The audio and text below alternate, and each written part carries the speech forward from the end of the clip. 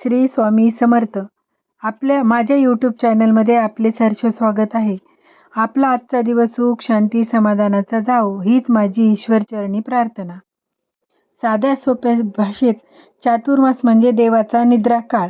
आषाढी एकादशी म्हणजे देवशनी एकादशीपासून श्रीहरी शेषनागावर निद्रास्थानात जातात व कार्तिकी एकादशी म्हणजेच प्रबोधिनी एकादशीला देव निद्रास्थानातून उठतात. चातुर्मास म्हणजेच या देवाच्या निद्रा काळात आसुरी शक्ती प्रबळ होतात व त्याचा मानवाला त्रास होऊ शकतो. म्हणून आपल्या कुटुंबाचे या आसुरी शक्तीपासून संरक्षण होण्यासाठीच हे चातुर्मासाचे व्रतवैकल्ये केले जातात. तर यासाठी आपण संकल्पयुक्त व्रत सुरू करायचे. त्यासाठी गोपद्म व्रत, हळदी कुंकू व्रत, पंचामृत सोडणे व्रत, 4 महिने एखाद्या सवाष्णीला आपल्या घरी रोज बोलून तिची ओटी भरणे, एखाद्या मुंजाला रोज जेवायला घरी दुपारच्या वेळेला बोलवणे म्हणजेच मुंज झालेला मुलगा, किंवा एखादी सवाष्ण किंवा जोडपे यांना दुपारी जेवायला घरी किंवा संध्याकाळी जेवायला घरी बोलवणे. अशा प्रकारे व्रत करता येते. ही जी व्रतं आहेत ती आमच्या घरी केली जातात. लहानपणापासून मी व्रत पाहिलेले आहेत आणि हे व्रत आपण अजूनही गावोगावी केलेली जातात. नमस्कार, मी शुभांगी. आता मी तुम्हाला अजून एक व्रत सांगत आहे. ते व्रत म्हणजे लाखोळी व्रत. तर हे लाखोळी व्रत म्हणजे आपण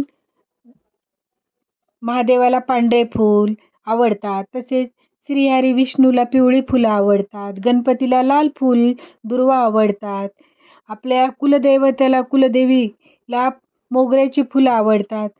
तर आपण ज्या देवांना जे फुलं आवडतात त्या फुलांची आपण लाखोळी वाहून हे व्रत चालू करू शकतो. तर हे व्रत चालू करताना आपण हे आषाढी एकादशीपासून हे व्रत चालू करतो. पण जर काही कारणावस्तव आपल्याला जमले नाही तर आपण हे व्रत गुरुपौर्णिमेपासून चालू करू शकतो. तर आता हे 4 महिने व्रत करणे म्हणजे आषाढी एकादशीपासून ते कार्तिकी एकादशीपर्यंत आपण हे कोणतेही एक व्रत चालू करू शकतो. पण ज्या दिवशी आपण हे व्रत चालू करणार आहेत त्या दिवशी संकल्प करूनच या व्रताला आपण सुरुवात करायची असते. तर संकल्प करूनच आपण ह्या व्रताला सुरुवात करायची आहे. तर त्यासाठी प्रथम आपण जे व्रत करणार आहेत त्यासाठी त्या जागेवर आपण स्वच्छ पुसून त्यावर आपण जर गोपद्माचे व्रत करणार आहेत तर गोपद्म काढणे. तर गोपद्म काढण्यासाठी आपल्याला आता गोपद्माची आपल्याला साचासुद्धा भेटत आहे. ते काढून त्यावर हळदी कुंकू अक्षदा फूल वाहून नैवेद्य दाखवून आरती करून अशा प्रकारे आपण व्रत करू शकतो. तसेच हळदी कुंकाचे व्रत पण अशा प्रकारेच करायचे. हळदी कुंकाचे व्रत पण हे व्रत करताना व्रत आपण शक्यतो 12च्या आतच करायचे. 12 ते 4 मध्ये व्रत करायचे नाही. त्यानंतर आपण संध्याकाळी प्रदोष काळात सुद्धा हे व्रत करू शकतो. त्याचप्रकारे आपण धान्याचे सुद्धा व्रत करू शकतो. पण धान्याचे व्रत आपण मंदिरात जाऊनच करू शकतो. पण ज्याला नाही जमले तर ते घरी सुद्धा हे धान्याचे व्रत करू शकते. पण हे व्रत करताना शक्यतो हे मंदिरातच जाऊन करावे. लाखोळीचे व्रत सुद्धा मंदिरात केलेले खूप छान. पण जर आपल्याला मंदिरात जाणे जमत नसेल तर आपण घरी सुद्धा हे लाखोळीचे व्रत करू शकतो. आता या व्रतांचे उद्यापन करण्यासाठी आपण कार्तिक एकादशी नंतर 1, 2, 3 दिवसामध्ये हे व्रताचे उद्यापन आपण केव्हाही करू शकतो.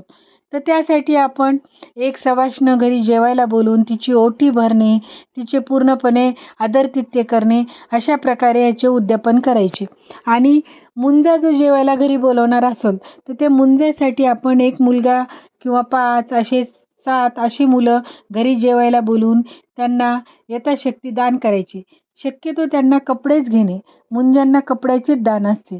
तर कपडे घेऊनच त्यांचे उद्यापन करायचे असते. अशा प्रकारे आपण सर्व व्रतांचे उद्यापन करू शकतो. श्री स्वामी समर्थ.